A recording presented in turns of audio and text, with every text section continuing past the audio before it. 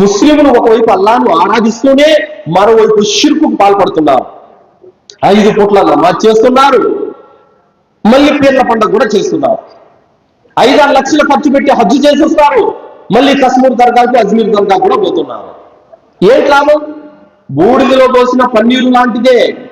అలాంటి వారు 5 పూటల కాదు, 5 లక్షల నమాజులు చేసిన ఆమగింజంత పుణ్యం కూడా వాళ్ళకి రాదు. ఎందుకు?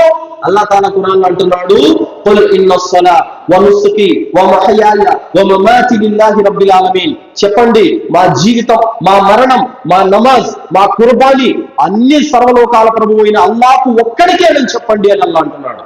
లేదండి నేను అల్లాహ్ కూడా చేస్తాను, దర్గా కూడా చేస్తాను, నేను అల్లాహ్ని కూడా నమ్ముతాను, మస్తాన్ బాలి వలిని కూడా నమ్ముతాను, మౌలాని దర్గా నమ్ముతాను అని అంటే అలాంటి వాని యొక్క విశ్వాసము అల్లాహ్కు అవసరం లేదు. అల్లదీన ఆమను వలం యల్బిసు ఈమానహుం బిదుల్మి ఉలైక లహుముల్ అమ్ను వహుం ముహ్తదూన్.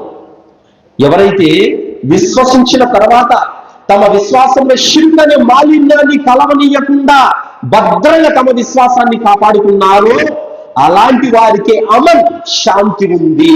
వహుం ముహ్తదూన్, అలాంటి వారి సన్మార్గం మీద ఉన్నారు. కాబట్టి నీ జీవితంలో నువ్వు అల్లాహ్ని తప్ప ఇంకెవరిని ఆరాధించకూడదు. నీ నుదురు అల్లాహ్ కోసం తప్ప ఇంకెవరి కొరకు సజ్దా చేయకూడదు. నీ దువాలు అల్లాహ్ని అడగడానికి తప్ప ఇంకెవరి కోసం చేతులు వేయకూడదు. నువ్వు ఇచ్చే కుర్బానీ అల్లాహ్ కొరకు తప్ప ఇంకా ఏ బాబా కొరకు, ఏ ఔలియా కొరకు అవి ఉండకూడదు. అలాంటి స్వచ్ఛమైన నిష్కల్మషమైనటువంటి ఆరాధన అంటే అల్లాహ్కు ఇష్టము.